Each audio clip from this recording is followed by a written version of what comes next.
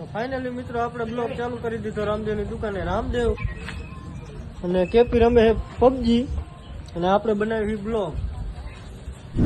થોડો વરસાદ પણ પડે છે, તમને દેખાતો ન હોય કેમેરામાં, પણ વરસાદ ચાલુ છે થોડો થોડો.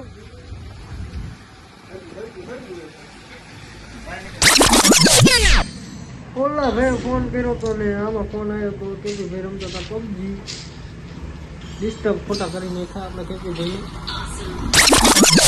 આપણે દીપાભાઈની દુકાને આટો મારી કેવી કૂતરાની સિલાઈ કરે તમને દેખાડો.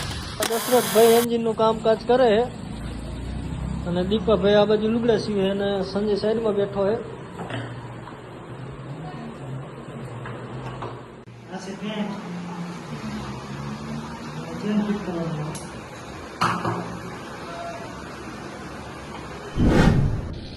ભાઈ એક્ટિવા લઈને ગયા હતા તો મહિલા ભાઈને લેવા અને આ બે આવતા ગયા જેવા તેવા પલ્લી.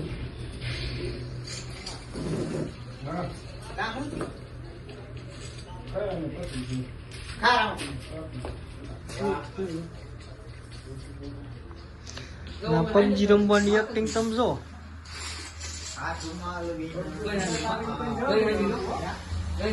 હા બોલો રામદેવ ભાઈ. એકચ્યુઅલી માં ફોન આવે ને આ ફોન નથી ઉપાડતા. પબજી રમવામાં એટલો રસ લાગ્યો આવડાને. અમે બસ સ્ટેન્ડ ઉભા, એક ભાઈને જવાનું છે હળવદ અને વાહન ઉભા રખાય, વાહન કોઈ ઉભા રાખતા નથી. હા ભાઈ ટ્રાય કરે છે વાહન ઉભી રખાવાની, પણ કોઈ વાહન ઉભું રાખતા નથી. ના ભાઈને જવાનું છે હળવદ. ચાલુ વરસાદે ખેડૂત ટ્રેક્ટર લઈને જાય અને આમાં થોડું પાણી ગળે એટલે ખેડૂતની તો બચારાની આખી સિઝન ફેલ જાય. ફાઇનલી મિત્રો હળવદ જવાનો પ્લાન થઈ ગયો છે કેન્સલ. વાહન ઉભી રાખવાની કોઈ ચિંતા રહી ને.